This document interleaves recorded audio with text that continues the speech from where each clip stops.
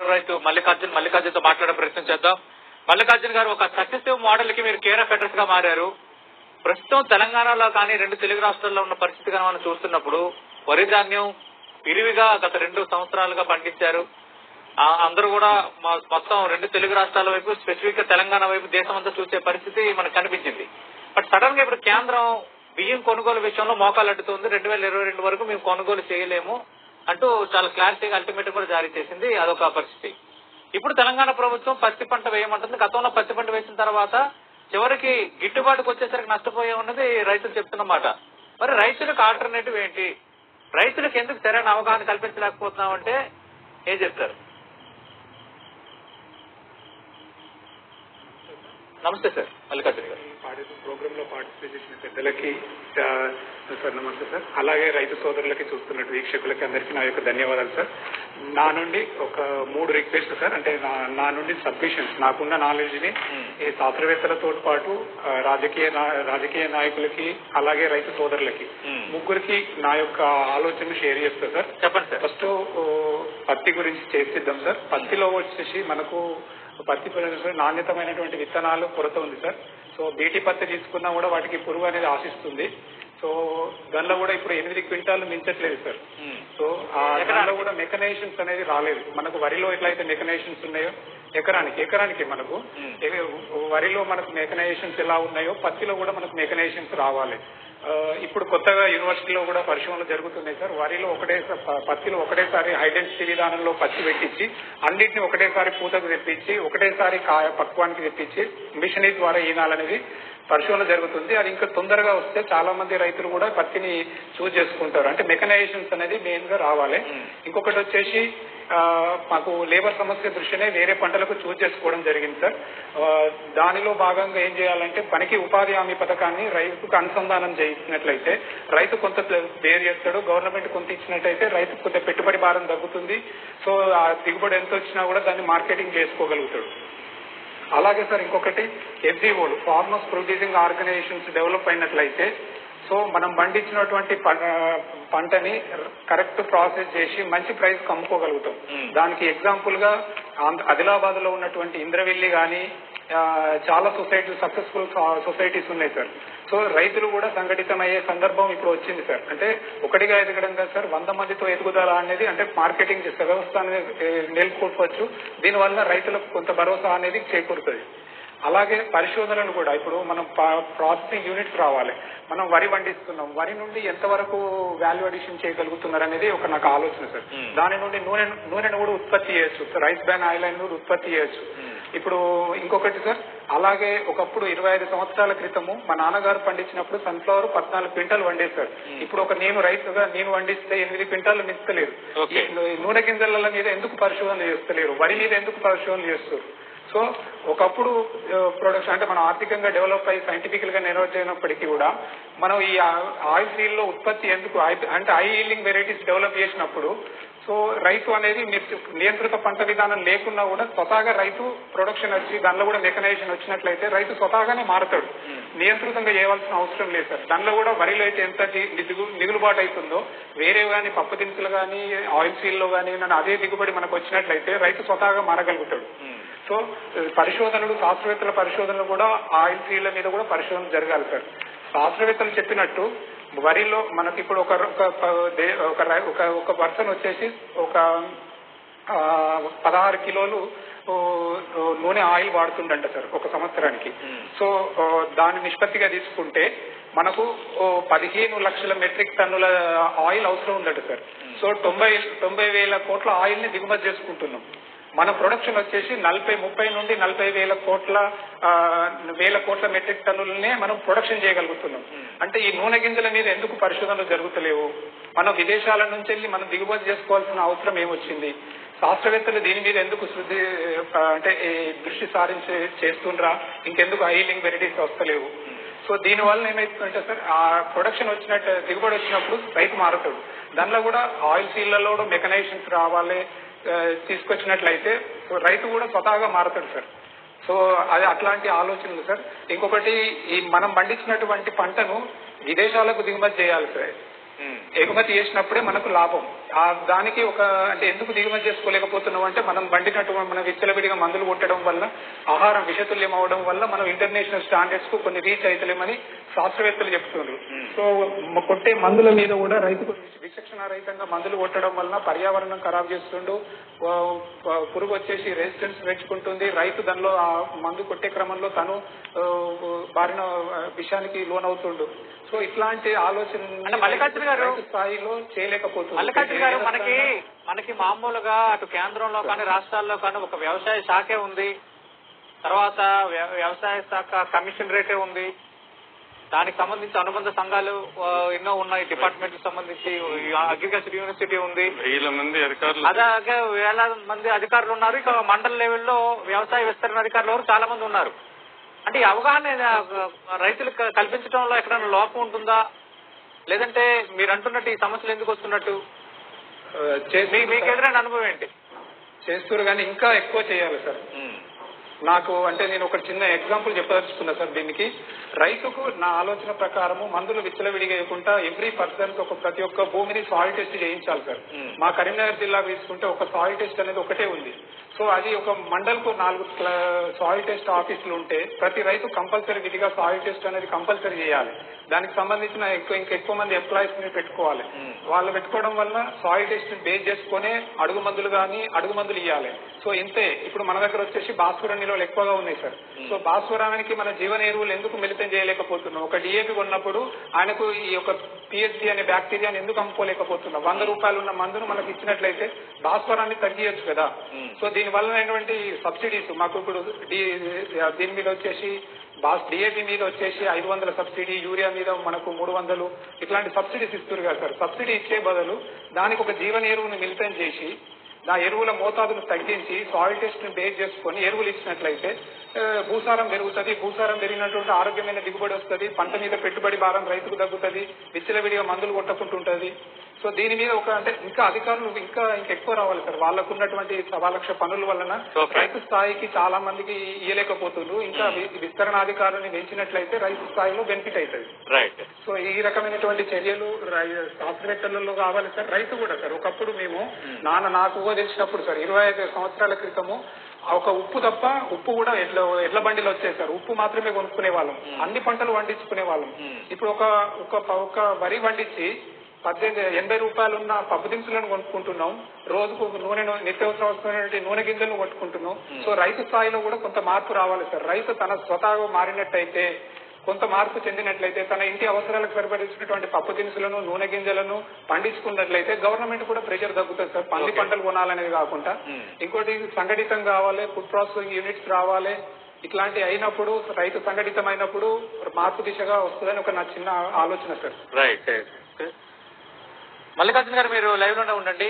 Right, వెళ్ళాల్సిన అవసరం అయితే ఉంది. రైట్. మల్లికార్జున గారు మీరు చూస్తున్నారు కదా, వెంకటేశ్వరరావు గారు అభిప్రాయపడిన అంశాలు కానీ, రామాంజనేయులు గారు చెప్తున్న మాటలు కానీ, ఇవన్నీ చూస్తున్నప్పుడు రైతులు అటు కంది, వేరుశనగ, శనగ ఇలాంటి పంటల వైపు ఎందుకు వెళ్ళటం లేదు? మీరు ఒక ఆదర్శ రైతుగా మీరున్నారు. ఒక ఆదర్శమైన విధానంలో పంట సాగు చేస్తున్నారు కదా, మీకేమనిపించింది? సభ్యులకు నమస్కారం సార్. సార్ గారికి, రామాంజనేయులు గారికి. సార్ చెప్పింది వాస్తవమే సార్. అయితే మన ఆలోచనలో కూడా మార్పు రావాలి సార్ రైతు స్థాయిలో కూడా. సో మనం ఏంటంటే ఓన్లీ పప్పు దినుసులను పండించుకోకుండా ఆయిల్ సీడ్ వాటి వేరే పంటల మీద ఓన్లీ వరి అల్గా ఉంది కాబట్టి పండిస్తున్నాం. సో దాని మీద మనం పంటలో ప్రొడక్షన్ అంటే నూనె గింజలు కానీ పప్పు దినుసులు కానీ మన నిత్యావసర వస్తువులు వాటిని ఎందుకు పండించుకోలేకపోతున్నాం? రైతు స్థాయిలో పండించుకొని తన ఇంటి అవసరాల మందమైన పండియొచ్చు, దాన్ని మార్కెటింగ్ కూడా చేసుకోవచ్చు సార్. సో దాని మీద దృష్టి పెడతలేడు. రైతు స్థాయిలో కూడా మార్పు రావాలి సార్. సో ఇంకోటి సార్, నా నుండి ఒక చిన్న సబ్మిషన్ సార్. అంటే మందులు కూడా విపరీతమైన మందులు కొడుతుంది సార్ రైతులు. సో తనకు తెలియక పెస్టిసైడ్స్ షాప్లకు వెళ్లి వాళ్ళు ఇచ్చినటువంటి మందులు 4 రకాల మందులు కొట్టడం వల్ల విషతుల్యమైనటువంటి ఆహారాన్ని తీసుకోవడం వలన మనం ఆరోగ్యం ఖరాబ్ అవుతుంది. మన బాగా పర్యావరణం ఖరాబ్ అవుతుంది, మొక్క కూడా రోగ నిరోధక శక్తిని కోల్పోతుంది, పంటకు పెస్ట్ కూడా రోగ నిరోధక శక్తిని పెంచుకుంటుంది. సో వీటి మీద కూడా రైతుకు అవగాహన ఇచ్చినట్లయితే రైతుకు పెట్టుబడి భారం అనేది కొంచెం తగ్గుతుంది సార్. అలాగే మనం వచ్చేసి ఇంకొకటి పాడి పశువులను కూడా పెంచాలి సార్. అంటే రైతు స్థాయిలో కూడా మార్పు రావాలి. ఓన్లీ వరి పెట్టుకోకుండా ఒక ఎకరం విస్తీర్ణంలో మీరు పశుగ్రాసాన్ని పెట్టుకొని వాటి అన్ని రకాలు అంటే కాయ జాతి కొంత పప్పు జాతి కొంత పెట్టుకొని సో పశు సంపదను పెంచుకున్నట్లయితే పశువుల వ్యర్థాలు భూమిలో పోసుకున్నట్లయితే భూసారం పెరుగుతుంది. సో ఈ రకంగా రైతు కూడా కొంత మార్పు దిశగా తన పాడి పంటను ఒకప్పుడు అన్ని ఇంటికి సరిపోయినట్టు గో సంపద ఉండే, మేకలుండే, కోళ్లుండే, ఇప్పుడు అవన్నీ లేకుండా ఓన్లీ పల్లెటూర్లలో కూడా పాలు కొనుక్కునే దుస్థితి వచ్చింది సార్. అది చాలా బాధాకరం. సో రైతు స్థాయిలో కూడా తన ఇంటి అవసరాలకైనా పాలను కూడా ఇప్పుడు ప్యాడీని పాలు కూడా అవసరమే సార్, నిత్యావసర వస్తున్నటువంటి. సో రైతు స్థాయిలో కూడా కొంత గ్రాసాన్ని తన వ్యవసాయ క్షేత్రంలో ఒక ఎకరంలో గడ్డి పెట్టుకుని ఒక 50 పశువులు అంటే గొర్రెలు కానీ మేకలు కానీ సాదుకున్నట్లయితే రైతుకు ఒక ఆదాయ వనరు ఉంటుంది. వాతావరణ విపత్తులు వచ్చి పంట నష్టపోయినా కూడా వీటి ద్వారా వచ్చే ఆదాయం పెరుగుతుంది. వీటి వ్యర్థాలు పొలాల్లో వేయడం వల్ల భూసారం పెరుగుతుంది. సో రైతు స్థాయిలో కూడా కొన్ని మార్పులు రావాలి సార్. నియంత్రితం అని కాదు సార్, రైతు స్థాయిలోనే మార్పు రావాలి. ఆర్గానిక్ ఇంకొకటి సార్, కెమికల్ ఫార్మింగ్ చేసిన డిఏపి మీద 1200, పొటాష్ మీద 300, యూరియా మీద 900 సబ్సిడీ ఇస్తుంది సార్ గవర్నమెంట్. అలాగే ఆర్గానిక్ ఫార్మర్స్ కి ఏ రకమైనటువంటి చేయూత లేదు సార్. సో ఈ ఆరోగ్యమైనటువంటి పంటను పండించే రైతులు ముందుకు వచ్చినప్పుడు వాళ్ళకు కొంత ఇన్పుట్ సబ్సిడీ అంటే నేనేంటే పరికరాల మీద సబ్సిడీ కానీ కలుపు తీసుకునే యంత్రాలను మల్లికార్జున గారు సబ్సిడీ రూపకంలో మన వాతావరణ పరిస్థితులు మన మార్కెట్ చూసినప్పుడు ఇక్కడ ఆర్గానిక్ ఫార్మింగ్ వైబుల్ అవుతుందా? ఎందుకంటే మనం ఈ మధ్య కాలంలోనే శ్రీలంకలో ఎదురైన అనుభవం చూసాం. అవును సార్. అంటే రైతు స్థాయిలో కొంత మొత్తంలో చేయాలి సార్. నేను ఇంటి అవసరాల మందమన్నా చేయమంటున్నా రైతు సోదరులకి. సాధ్యపడుతుంది సార్. కొంత మొత్తంలో చేస్తే 100% పెద్ద లార్జ్ స్కేల్లో చేయడం సాధ్యం కాదు, కానీ కొంత మొత్తంలో అయినా రైతు తన ఇంటి అవసరాల కొద్దమైనా చేసినప్పుడు అయితే తన ఆరోగ్యాన్ని కాపాడుకున్నవాడు అవుతాడు. ఓకే. సో ఫ్యూచర్ లో అందరం కలిసినప్పుడే ఆర్గానిక్ అంటే పెస్ట్ కంట్రోల్ అనేది ఒక రైతుగా చేయలేము సార్. చుట్టుపక్కల అందరూ రైతులు ఒకటేసారి చేసినప్పుడే పెస్ట్ అనేది కంట్రోల్ అవుతుంది. అవును. అట్లాంటి అంటే ఈ ఒక రైతుగా ఇప్పుడు నేను ఇవాళ నాకు పొలానికి పురుగు వచ్చింది, నేను ఆర్గానిక్ వేలో చేసుకుంటే ఆ ఆర్గానిక్ సంబంధించినటువంటి అవశేషాలు ఒక వారం రోజుల వరకు సస్టైన్ చేయగలుగుతాయి. వారం రోజులలో పక్క రైతు మందు కొట్టినప్పుడు ఆ పురుగు అంత అవశేషాలు మన పొలానికి అటాక్ అవుతాయి. సో ఇట్లాంటిదంటే అందరూ సంఘటితమైనప్పుడు మార్పు అనేది సాధ్యపడుతుంది సార్. రైట్. జలపతిరావు గారు, మల్లికార్జున గారు ఒక యువ రైతుగా, ఒక ఆదర్శ రైతుగా నిపుణుల సలహా చూస్తున్నప్పుడు మీకేమనిపిస్తోంది? ఖచ్చితంగా ఒక రైతు ఆల్టర్నేటివ్ మోడల్ కి ఆల్టర్నేటివ్ పంటకు వెళ్లేటప్పుడు ప్రభుత్వం ఇస్తున్న ప్రోత్సాహం ఇప్పుడు సరిపోతుందా, లేదంటే కొత్త విధానం ఏమైనా రావాలంటారా? మల్లికార్జున గారు, ఇంకా కొత్త విధానాలు రావాలి సార్. ఎలా ఉండాలి? వినిపిస్తుంది సార్. హలో, వినిపిస్తోంది సార్, మాట్లాడండి. నా ఆలోచన ప్రకారం సార్, ఇప్పుడు మనము జనుము జీలుగును దిగుమతి చేసుకుంటున్నాం సార్ వేరే రాష్ట్రాల నుండి. ఓకే. సబ్సిడీ ఇస్తున్నాం రైతులకు పచ్చి రొట్టె ఎరువుగా.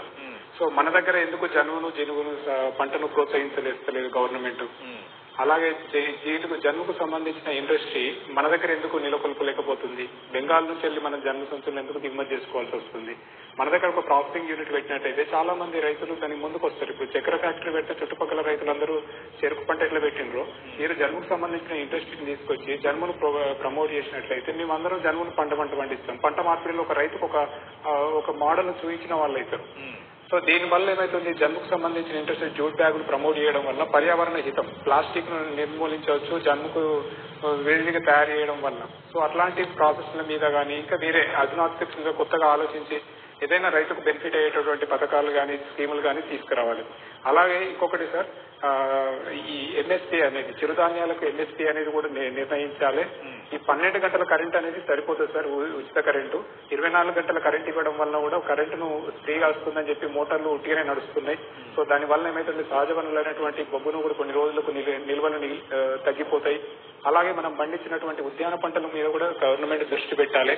ఆ ఉద్యాన పంటలను ఇంటర్నేషనల్ గా ఎక్స్పోర్ట్ చేసినప్పుడు ప్రాసెసింగ్ యూనిట్లు పెట్టాలి. ఇంటర్నేషనల్ గా ఎగుమతి చేసినప్పుడు దానికి ఆ విలువ జోడించి రైతుకు బెనిఫిట్ చేయగలుగుతారు. అంటే ఆ పంటకు విదేశాలకు ఎగుమతి చేసినప్పుడు దానికి విలువ ఎక్కువ వస్తుంది. సో అట్లాంటిది అసూరెన్స్ గవర్నమెంట్ మా రైతులకు కల్పించినట్లయితే మేమందరము ఉద్యాన పంటలు పెట్టగలుగుతాం, కొత్త పంటలు ప్రమోట్ చేయగలుగుతాం. అలాగే రైతులకు సబ్సిడీస్ మీద ఓన్లీ రైతు బంధు, రైతు బీమా కాకుండా ఇన్పుట్ సబ్సిడీస్ మేము పెట్టినటువంటి పరికరాలకు మేము ఒక చెరువులో ఒక రైతు నాకు 4 ఎకరాలు ఉందంటే 1 ఎకరంలో నేను చెరువు చేపల పెంపకం పెట్టాలి. సో దానికి సంబంధించిన 1 ఎకరం రైతు కూడా సబ్సిడీ ఇవ్వాలి. 2.5 ఎకరాలకు కాకుండా 1 ఎకరంలో ముందుకు వచ్చినటువంటి రైతుకి సబ్సిడీ ఇచ్చినట్లయితే ఆ రైతు కొంతగా మార్పు దిశగా రైతు కూడా మారుతాడు. సో 1 ఎకరంలో మనం వరి పండిస్తే ఎంత ఆదాయం వస్తుందో దానికంటే రెట్టింపు ఆదాయం ఒక చెరువులో కూడా మనం ఇప్పుడున్న టెక్నాలజీలో పద్ధతిలో చేపల పెంపకం కూడా అధునాతికంగా పండించవచ్చు. ఆ నాలెడ్జ్ ని రైతులకు చేరదీసినట్లయితే రైతులు కూడా మారుతారు సార్. ఒక రైతులను తప్పు పట్టకుండా మార్పు దిశగా గవర్నమెంట్ కొన్ని ఇనిషియేషన్ తీసుకోవాలి. శాస్త్రవేత్తలు దానికి నాలెడ్జ్ ఇచ్చినట్లయితే రైతు కూడా మారుతాడు. అలాగే చేపల పెంపకంతో పాటు పశువుల పెంపకాన్ని కూడా తీసుకొచ్చి విదేశాలకు మనం మటన్ కూడా ఎక్స్పోర్ట్ చేసే స్థాయికి మనం ఎదగాలి. భౌగోళికంగా అన్ని నీళ్లకు అనుకూలమైనటువంటి భరత భూమిలో విదేశాల నుంచి వెళ్ళి దిగుమతి చేసుకోవడం కొంచెం బాధాకరం. ఒకప్పుడు అన్ని పంటలు పండించినాం సార్, ఇప్పుడు ఎందుకు పండించలేకపోతున్నామో బాధాకరం. ఇంకొకటి నేను దాదాపు చాలా ప్లేసెస్ విజిట్ చేయడం జరుగుతుంది సార్. ఎక్కడైనా కూలీల సమస్య అనేది మెయిన్ గా ఫేస్ చేస్తున్నాం మేము. ఇంకొకటి ఏంటంటే సార్ అంటే బాధాకరం ఏంటంటే చెరువుల మట్టి తవ్వి చెరువులనే పోయడం, ఆ కెనాల్లో ఉష్కెన్ తీసుకొని ఒక 20 మంది చేసే పనిని ఒక 30 మంది చేసి ఒక మిషన్ చేయొచ్చు. మాకు ఇక్కడ పని వేరే పంట పెట్టుకున్నాం అంటే పత్తి ఏరడానికి లేబర్ వస్తలేదు సార్.